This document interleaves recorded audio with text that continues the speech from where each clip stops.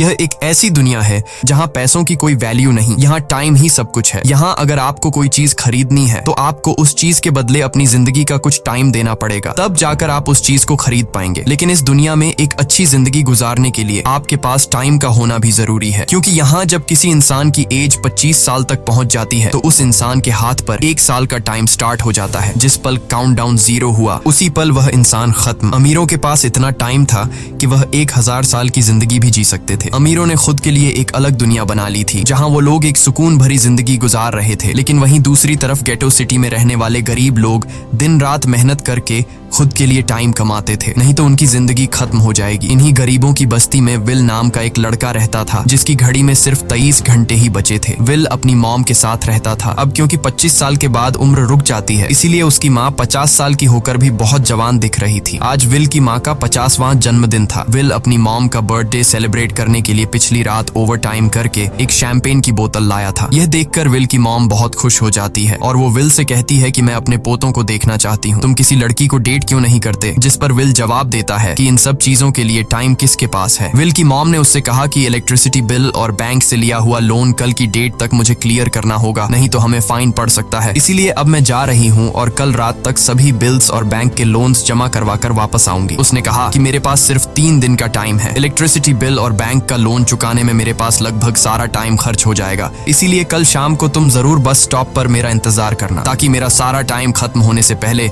मैं तुमसे कुछ टाइम ले सकूं। इस पर विल ने कहा ठीक है, मैं टाइम पर पहुंच जाऊंगा। जाने से पहले विल की माँ विल के हाथ को छूकर उसकी बॉडी में 30 मिनट ट्रांसफर करती है ताकि विल अच्छा नाश्ता खरीद कर खा सके। इसके बाद दोनों अपने अपने काम पर निकल गए। रास्ते में विल के पास एक छोटी बच्ची आती है। वो विल को एक कैप्सूल देकर विल से उसका थोड़ा सा टाइम मांगती है। विल मुस्कुराते हुए उस छोटी बच्ची को कैप्सूल में अपनी जिंदगी का 5 मिनट का टाइम दे देता है और वह चली जाती है। यहाँ हमें पता चलता है कि यह लोग अपने टाइम को एक कैप्सूल में स्टोर भी कर सकते हैं, जिससे यह लोग कभी भी यूज और ट्रांसफर कर सकते हैं। इसके बाद विल काम के लिए फैक्ट्री पहुंच जाता है। काम शुरू करने से पहले वह कॉफी लेने जाता है, लेकिन वहां वह देखता है कि हर एक चीज का दाम डबल हो गया है। जहां पहले कॉफी 2 मिनट की मिलती थी, अब उसका प्राइस डबल होकर 4 मिनट हो चुका है। यहाँ पर कभी भी किसी चीज का भी दाम बढ़ा दिया जाता है बिना किसी अनाउंसमेंट के। ये बात विल को बहुत बुरी लगती है। मजबूरी में विल ने भी कॉफी के लिए अपनी जिंदगी के 4 मिनट पे किए और काम पर लग गया। दिन भर के काम के बाद रात के वक्त विल अपने दोस्त के साथ एक बार में जाता है। विल का दोस्त 1 नंबर का शराबी था। वह हर वक्त शराब के नशे में टली रहता। विल का दोस्त विल को इशारे में बताता है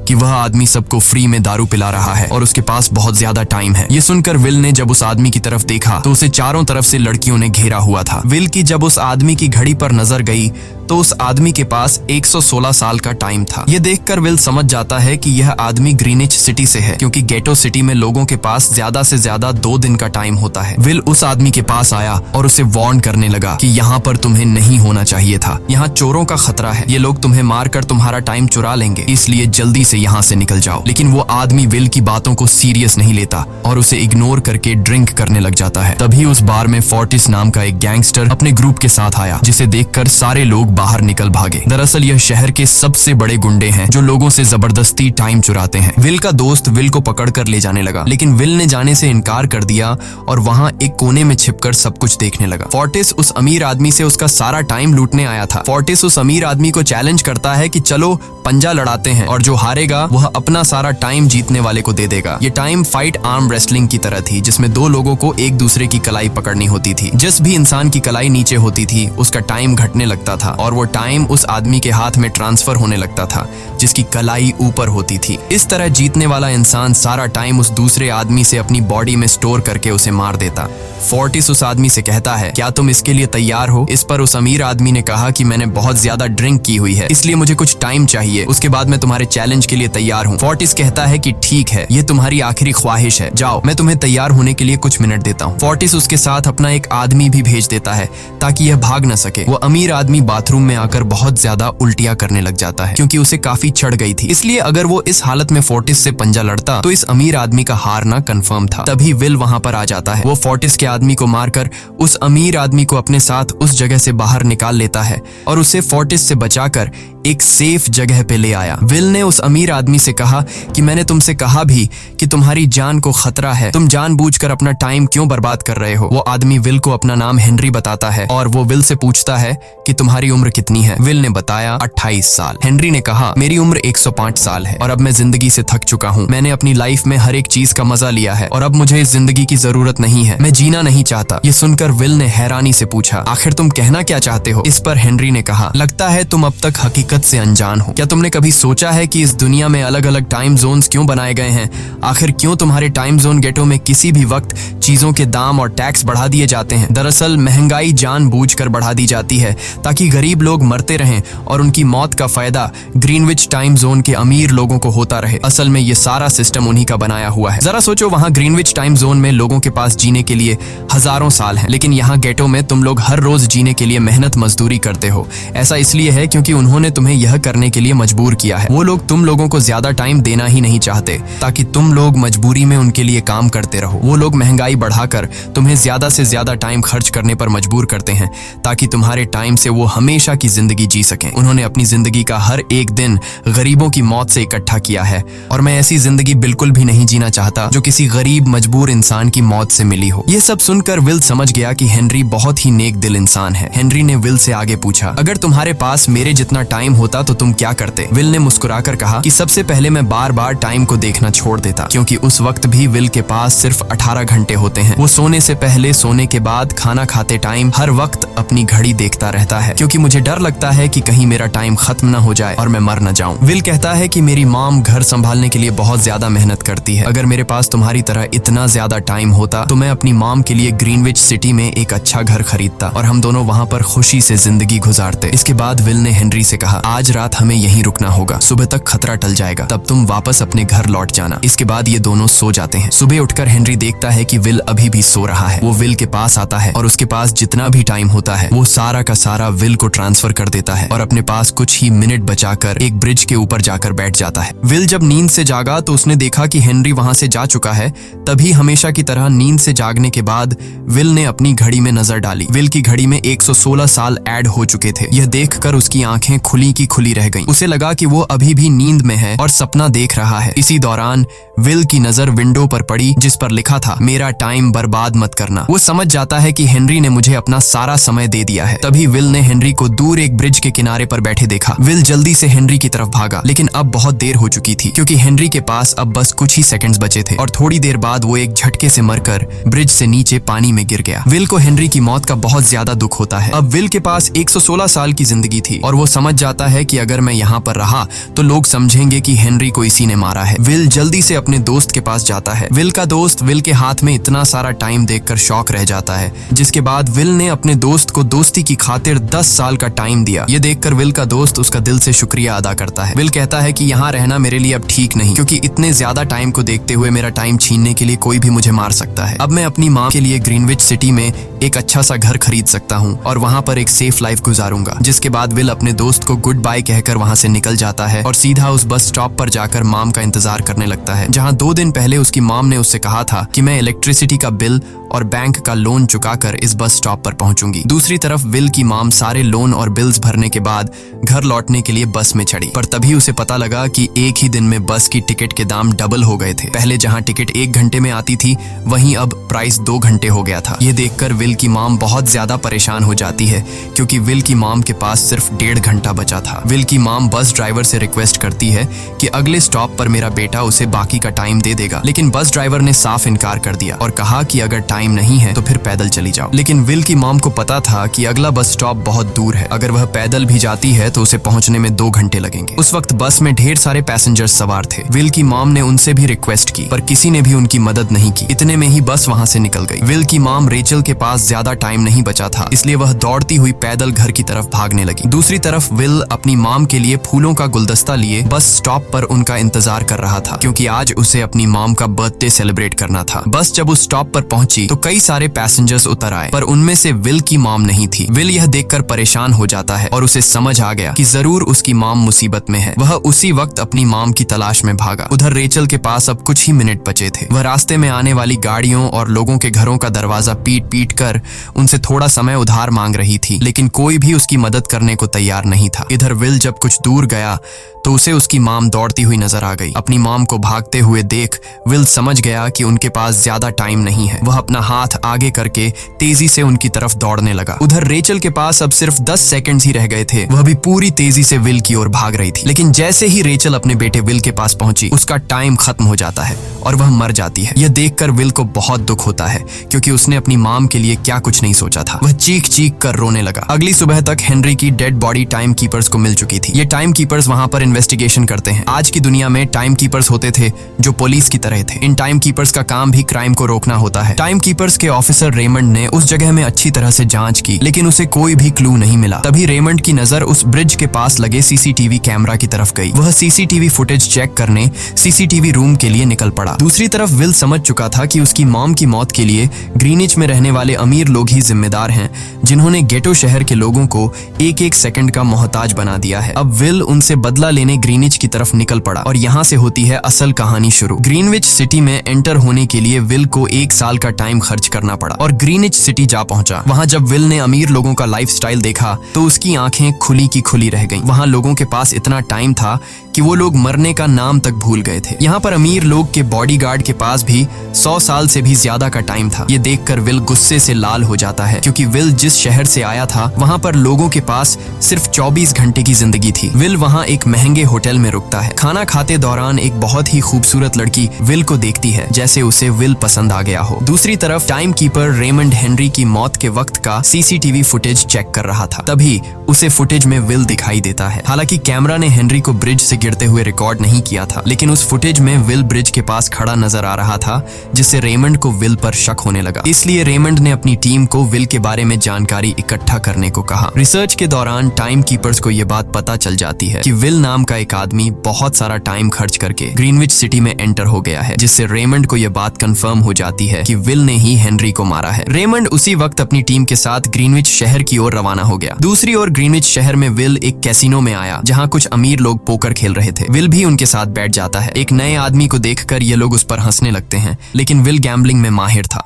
आज उसके लिए अमीरों से पैसे निकालने का सबसे अच्छा मौका था। विल ने फिलिप नाम के एक रईस आदमी के साथ पोकर की बाजी खेली। फिलिप यहाँ का सबसे रईस इंसान है। उसके पास खुद का एक टाइम बैंक है जो लोगों को लोन पर टाइम देता है। फिलिप के साथ उसकी डॉटर भी बैठी होती है। यह वही लड़की है जो कुछ देर पहले विल को गौर से देख रही थी। गेम जब शुरू हो जाती है तब विल अपनी लाइफ का सारा टाइम दांव पर लगा देता है और अपनी माइंड के बदौलत वो फिलिप से 1100 साल जीत जाता है। यह देखकर फिलिप की बेटी सिल्विया विल से काफी ज्यादा इम्प्रेस हो जाती है। उसने विल को कल रात अपने घर पार्टी पर इनवाइट किया। फिर अगली शाम विल एक नई नवेली कार खरीदकर फिलिप की पार्टी में जा पहुंचा। वहीं पार्टी के दौरान विल और सिल्विया डांस करने लगते हैं और सिल्विया मन ही मन विल को दिल दे बैठी। वो अपनी दिल की बात विल से करने ही वाली थी कि तभी टाइम कीपर रेमंड अपनी टीम के साथ वहां पहुंचता है और विल को पकड़ लेते हैं। विल को खूनी समझकर सिल्विया भी उससे नाराज हो गई। रेमंड ने सबसे पहले विल का सारा टाइम उससे छीनकर सिर्फ 2 घंटे दिए। उसके बाद वो विल को हेनरी के खून के इल्जाम में गिरफ्तार करने लगा। रेमंड विल से पूछता है कि तुमने हेनरी को क्यों मारा। विल उसे कहता है कि मैंने उसे मारा नहीं था,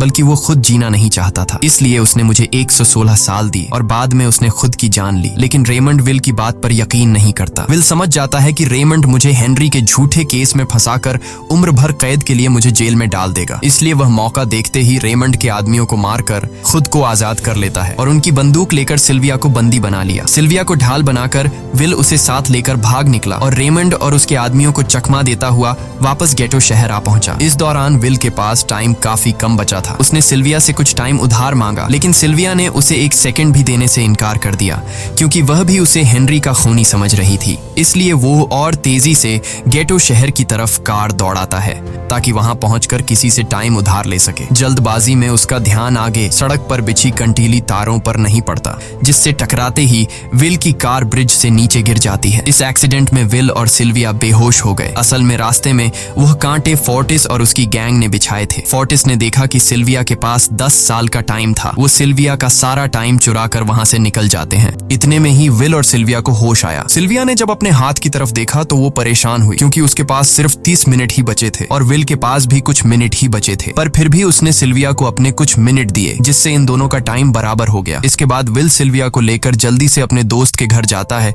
जिसे उसने 10 साल दिए थे। जब उसके दोस्त की वाइफ ने दरवाजा खोला और उसने विल को देखा तो उसने विल से नाराजगी जताते हुए कहा, तुम्हारे दिए हुए 10 साल ने मेरे हस्बैंड की जान ले ली। उसने सारा टाइम शराब में उड़ा दिया जिससे उसकी मौत हुई। ये सुनकर विल मायूस हो गया, लेकिन अब इन दोनों के पास भी ज्यादा टाइम नहीं था। अगर यह दोनों जल्दी से कुछ नहीं करते तो इनकी भी मौत पक्की थी। तभी विल ने सिल्विया के कानों में ईयरिंग देखी जो हीरे की थी। उसे बेचकर विल और सिल्विया को 2 दिन का टाइम मिल गया। इसके बाद विल सिल्विया को लेकर फोन बूथ पर आया। उसने सिल्विया के पिता फिलिप को कॉल किया और बताया कि उसकी बेटी अब तक सही सलामत है। उस वक्त रेमंड भी फिलिप के पास ही मौजूद था और विल को भी पता था कि रेमंड भी वहाँ मौजूद है। विल ने सिल्विया को छोड़ने के बदले 10,000 साल का टाइम मांगा और वो 10,000 साल टाइम बैंक के जरिए गरीब लोगों में बांटने को कहा और कल सुबह तक का टाइम दिया। हालांकि फिलिप के लिए यह रकम कुछ भी नहीं थी, पर फिलिप किसी भी कीमत पर गरीबों को टाइम नहीं देना चाहता था। इधर विल सिल्विया को अपने घर ले आया जहां पर दोनों सुबह होने का इंतजार कर रहे थे। इसी दौरान सिल्विया ने विल से पूछा कि उसकी फैमिली कहाँ है। इस पर विल ने बताया कि पिछली रात ही टाइम न होने की वजह से मेरी माँ की डेथ हुई। ये सुनकर सिल्विया को बहुत बुरा लगता है और उसे एहसास होता है कि यहाँ गरीब लोग हर पल मौत के डर में जीते हैं। उन्हें एक दिन का टाइम कमाने में कितनी मेहनत करनी पड़ती है। अगली सुबह बैंक खुलते ही विल और सिल्विया खिड़की से बैंक पर नजर रखने लगे, लेकिन बैंक ने गरीबों में टाइम नहीं बांटा। सिल्विया यह देखकर बहुत मायूस हो गई कि टाइम के आगे उसके पिता के लिए अपनी बेटी की भी कोई कीमत नहीं थी। अब सिल्विया को समझ आ गया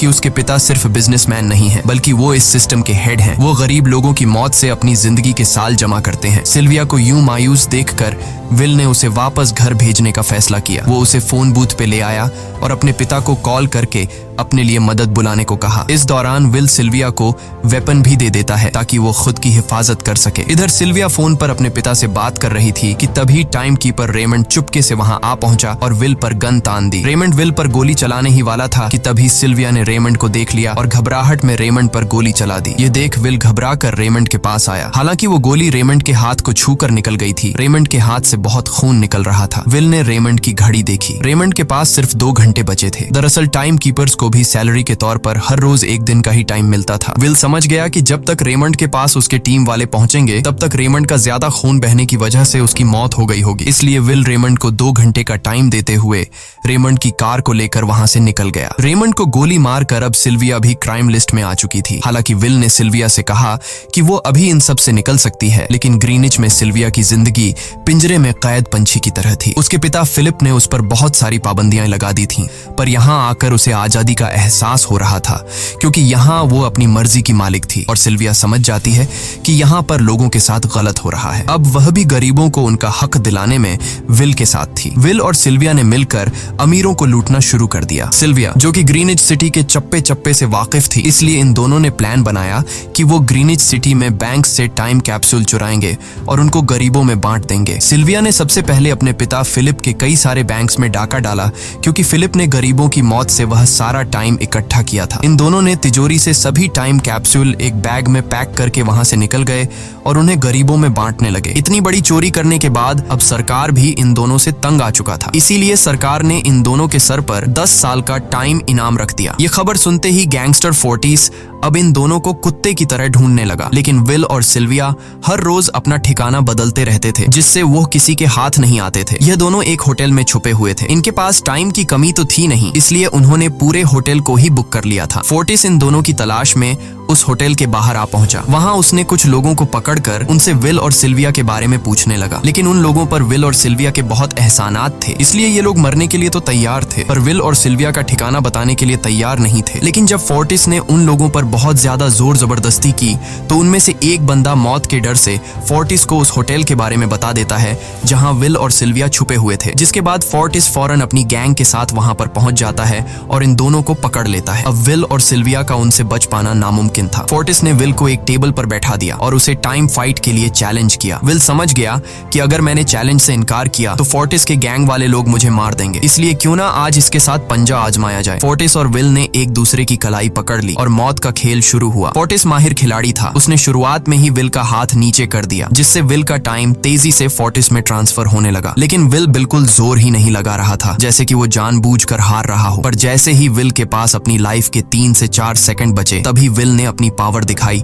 और एक झटके से फोर्टिस का हाथ नीचे कर दिया। फोर्टिस की आंखें खुली की खुली रह गईं। वो पूरा जोर लगाकर अपना हाथ ऊपर करने की कोशिश कर रहा था, लेकिन विल की ताकत के आगे वो ढीला पड़ चुका था। ये देख फोर्टिस के आदमियों का ध्यान फोर्टिस की घड़ी पर अटक गया। अब उनका बॉस मरने वाला था। इतने में ही मौका पाकर विल ने अपने जूते से गन निकाली और पलक झपकते ही फोर्टिस के सारे आदमियों को शूट कर दिया, क्योंकि अगर वो ऐसा नहीं करता तो वो लोग उसे मार देते। इसी के साथ फोर्टिस का टाइम 0 हो गया और वह भी मारा गया। विल और सिल्विया जल्दी से वहां से भाग निकले। इसी दौरान उन्होंने देखा कि अमीरों ने सारा खेल पलट दिया था। विल और सिल्विया ने गरीबों में जितना भी टाइम बांटा था उसकी वैल्यू अब कुछ भी नहीं रही थी, क्योंकि अमीरों ने महंगाई के दर को कई गुना बढ़ा दिया था। यह देख विल हारा हुआ महसूस करने लगा और उसे लगा कि मैं कभी भी इन गरीबों को उनका हक नहीं दिला सकूंगा। उसने सिल्विया से कहा कि अब सब खत्म हो चुका है। अगर वो लोगों में 1000 साल भी बांट दें तो अमीर लोग महंगाई को और ज्यादा बढ़ा देंगे, जिससे लोगों की हालत कभी नहीं सुधर पाएगी। सिल्विया ने कहा कि कोई तो रास्ता होगा। इस पर विल ने कहा कि हमें लाखों साल चुराकर इन लोगों को देने होंगे, तब जाकर हम लोग महंगाई को कंट्रोल कर सकते हैं। हालांकि यह इतना आसान नहीं था, पर सिल्विया ने इसके लिए एक प्लान सोच रखा था। अगली ही सुबह जब फिलिप अपने बॉडीगार्ड्स के साथ ऑफिस पहुंचा, तभी सिल्विया वहां आई और उसने अपने पिता से कहा कि वो सरेंडर करना चाहती है। तब सारे गार्ड्स ने सिल्विया पर गन तान दी, लेकिन तभी वहां पीछे से गार्ड के बेस में छिपा विल वहां आ पहुंचा। उसने फिलिप के सर पर गन रखी और उसके जरिए लॉकर का दरवाजा खुलवाया। विल और सिल्विया ने फिलिप के लॉकर से एक टाइम कैप्सूल चुरा लिया, जिसमें 10 लाख साल का टाइम मौजूद था। इस टाइम कैप्सूल का एक एक साल गरीबों की ही मौत से आया था। विल और सिल्विया वह टाइम कैप्सूल लेकर भाग जाते हैं। इधर रेमंड को जब यह बात पता चली तो वह फौरन विल और सिल्विया के पीछे लग गया। जब रेमंड ने अपने हाथ पर घड़ी को देखा तो उसके पास 1 घंटे से भी कम टाइम बचा हुआ था। वह हेडक्वार्टर कॉल करके कहता है कि मुझे मेरी सैलरी कैप्सूल में भेज दो, मेरे पास टाइम कम है। लेकिन इससे पहले कि वह अपनी बॉडी में कैप्सूल से टाइम ट्रांसफर कर पाता, उसे विल की कार दिख जाती है और वह कैप्सूल से अपनी बॉडी में बिना टाइम ट्रांसफर किए उनके पीछे लग जाता है, क्योंकि अगर वो 10 लाख साल गरीबों को मिल जाते तो गेटो टाइम जोन का हर एक इंसान अमर हो जाता और अमीरों का बनाया पूरा सिस्टम तहस नहस हो जाता। रेमंड ने विल और सिल्विया को पकड़ने के लिए अपनी पूरी जी जान लगा दी, लेकिन वो उन्हें रोक नहीं पाया। विल और सिल्विया रेमंड को चकमा देकर गेटो शहर आ गए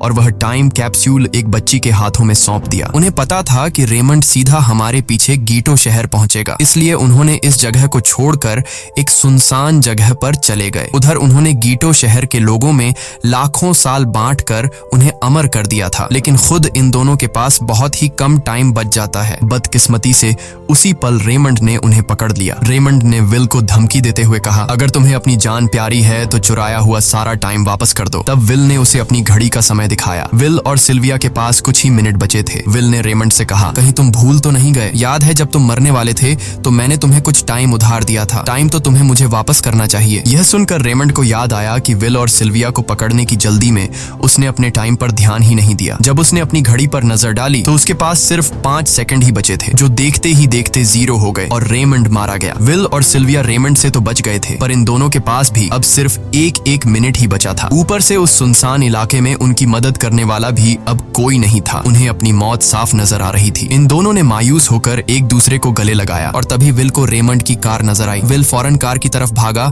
और वहां पहुंचकर उसने रेमंड की सैलरी का टाइम अपनी घड़ी में ट्रांसफर कर दिया। इसके बाद वह सिल्विया को भी टाइम देने उसकी ओर भागने लगा। सिल्विया भी तेजी से विल की ओर दौड़ रही थी। सिल्विया के पास कुछ ही सेकंड्स बचे हुए थे। यह बिल्कुल उसी तरह का पल था जिस तरह से विल ने अपनी मॉम को खोया था। विल ने अपनी मॉम को तो खो दिया था, पर सिल्विया को नहीं खोना चाहता था। विल सिल्विया के बिल्कुल करीब ही था, पर तभी सिल्विया विल की बाहों में गिर पड़ी। लकीली विल ने सही वक्त पर सिल्विया का हाथ थाम लिया था, जिससे उसकी जान बच गई। विल और सिल्विया की बदौलत अब डेटन शहर के सारे लोग अमर हो चुके थे। अब उन्हें 1-1 घंटे कमाने के लिए फैक्ट्रीज में काम करने की जरूरत नहीं थी। वह सभी अपने सपनों को पूरा करने ग्रीनिच शहर की ओर निकल पड़े, जिससे अमीरों का बनाया सारा सिस्टम फेल हो गया। वहीं इसी के साथ यह कहानी खत्म हो जाती है। अगर आपको वीडियो अच्छी लगी हो तो हमारे चैनल को सब्सक्राइब और वीडियो को लाइक जरूर कीजिएगा।